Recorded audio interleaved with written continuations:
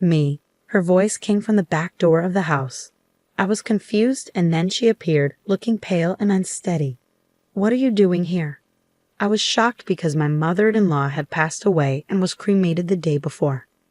"What's going on?" She slowly signaled me, and I felt a cold sweat on my back. I was so scared my mouth went dry. Is this a dream? I shut my eyes tightly, terrified. My name is Eleanor. Before I met my husband Paul, who is 3 years older than me, I had a lonely life focused on work. When I got sick and went to the hospital, Paul was the doctor who treated me. After that, we kept running into each other in town and the supermarket, and we started talking. Our relationship quickly turned into marriage. Living with his parents was a surprise. His father, Dean, was the strict director of the hospital where Paul worked. His mother, Aria, was gentle and kind, and she welcomed me warmly. I thought, if Aria is here, I might manage. I became a housewife at Paul's request and wanted to do my best with Aria's help. I hope to have children soon. Paul was excited about becoming a father and kept saying so. After 2 years of marriage, we finally had a baby boy named Logan. "Eleanor, thank you so much," Paul cried happily in the hospital room. But once we were home, he admired Logan from a distance and didn't help with childcare. "Today is your day off, right? Could you feed Logan while I hang the laundry? That's your job. If I do childcare too, what's the point of you being here?" Paul laughed and went back to watching TV. I thought he was joking, but he wasn't. Problems started when Logan cried at night. "I can't sleep because of the noise. Make him stop crying." Paul yelled at me while snapping at the crying Logan. His loud voice only made Logan cry more. I took Logan to the living room to calm him down, but he wouldn't stop. Paul told us to leave. "Don't come back until he quiets down. If I don't get enough sleep, it will affect my work. You're his mother, so handle it." I felt like he was talking about someone else and could only sigh. It was too much. While calming Logan at the park, Aria came to check on us. "Are you okay? I'll take over, so you can rest." "I'm sorry. Thank you," I said. Aria was the only one who understood me since Paul had pushed me away. With her help during those tough nights, I managed to get through, but things didn't get better. When Logan started eating solid food, Dean began to closely manage our finances.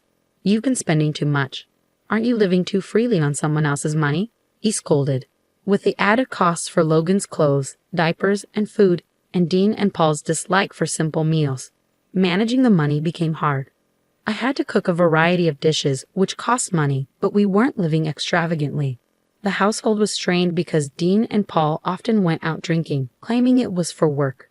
They refused to change their behavior and started giving us less money. "Since you're only doing housework, we don't need to give you extra money," Dean said. "Exactly. Even if your clothes are worn out, you can still wear them. You don't deserve any luxuries like we do." Paul laughed and agreed with his father. For them, drinking out was more important than supporting the family, and we were already struggling with very little money. "If you cut back any more, I'll have to reduce Logan's meals," I said. "Then stop eating yourself. Are you putting your own hunger before your child's?"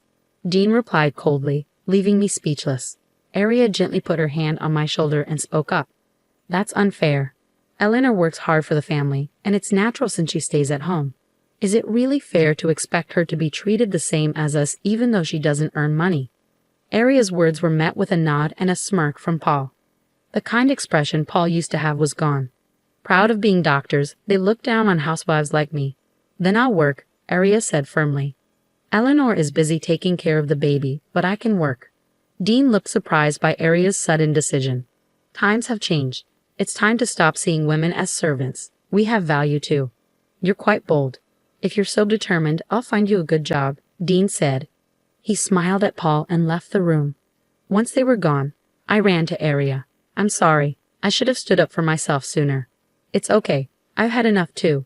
I don't want to see you and Logan suffer anymore." Aria was truly amazing, and I promised myself I would become as strong as she was. Early the next morning, Paul woke me up and took me to Aria's room. "What's going on?" I asked. "Something happened to Mom." Aria won't wake up," Paul said, looking confused and worried. I went to Aria's side, but Paul stopped me firmly. "Dad and I will try to save her, so stay out of the way. Go take care of Logan." Even though his words were harsh, it was best to let the doctors handle it. I waited outside the room with Logan, feeling worried. After a while, Dean came out and told me Aria had passed away. Why did this happen so suddenly? I asked, noticing a bag of medicine by her bedside that she didn't usually take. It doesn't mix well with her usual medication. I always warned her to be careful. Dean's response left me stunned. Everything felt like a blur after that. Dean arranged for Aria to be cremated without a funeral, and even when I protested, Paul stopped me. Stop being selfish. Mom was old. Accidents like this aren't unusual, he said.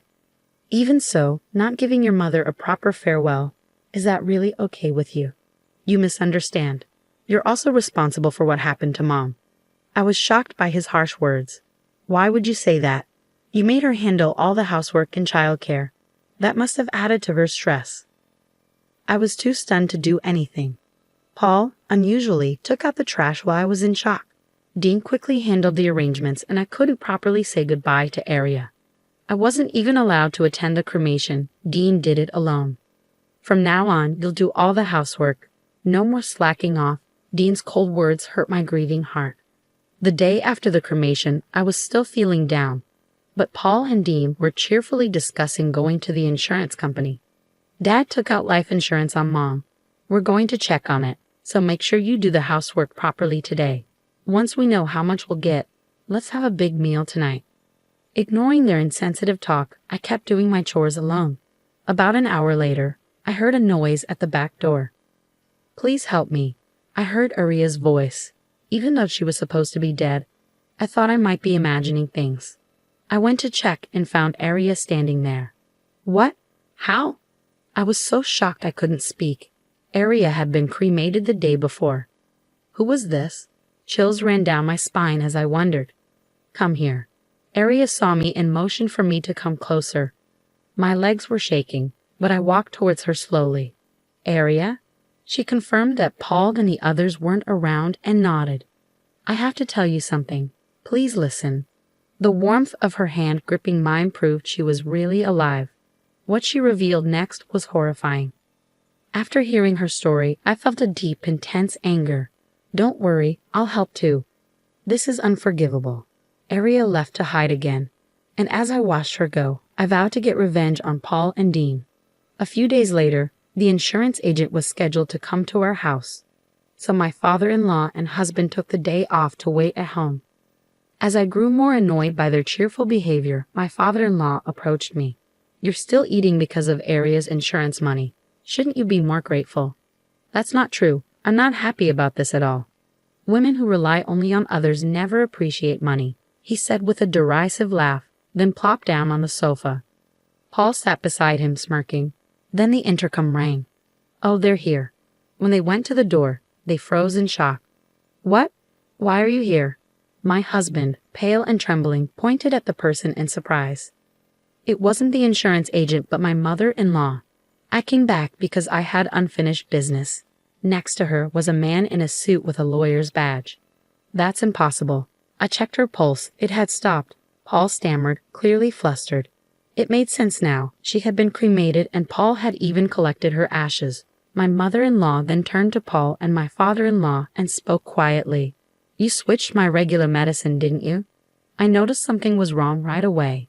She began to tell the real story behind what happened. It was my father-in-law who had swapped her usual medicine with something else before she went to bed. I haven't forgotten how you laughed while I was suffering, she said. Stammering, my father-in-law tried to deny it. I don't know anything about that. It's all lies. As my mother-in-law pressed him, he backed away, overwhelmed. We had a cremation ceremony. Why are you here? Maybe God saved me that night. My heart did stop after your final check.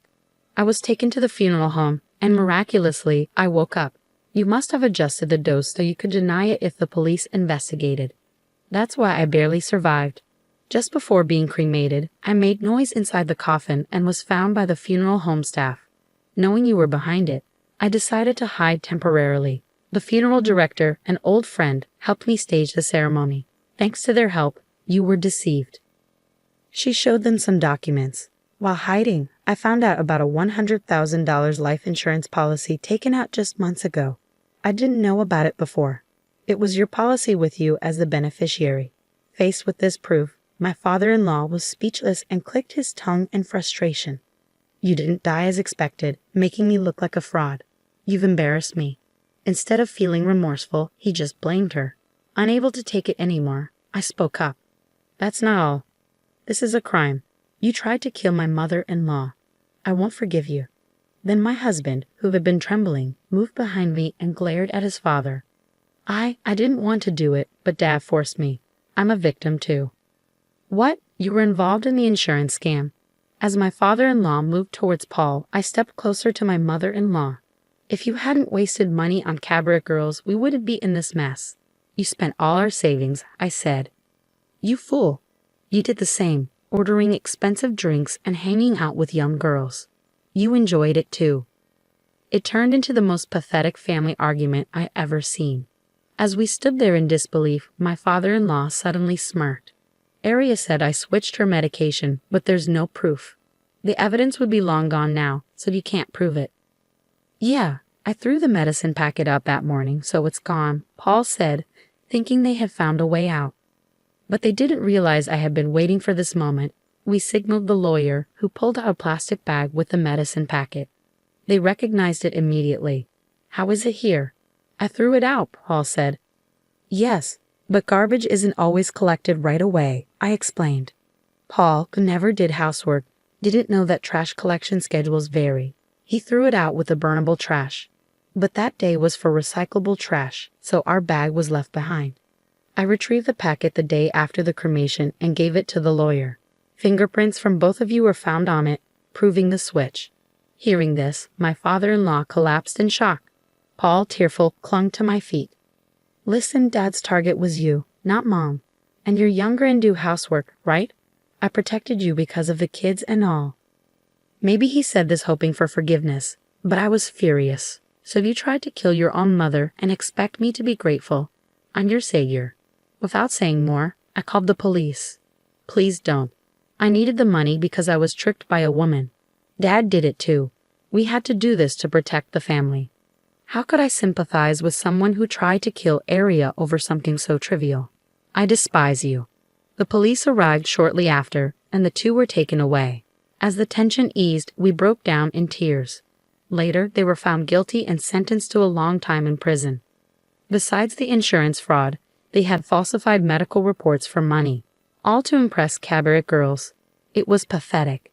My mother-in-law and I claimed $30,000 each in damages, which they reluctantly paid. We used the money to move to a new place and start fresh with our son, Logan. We're focusing all our love on raising him to value family over money. How is this story? Don't forget to subscribe to the channel.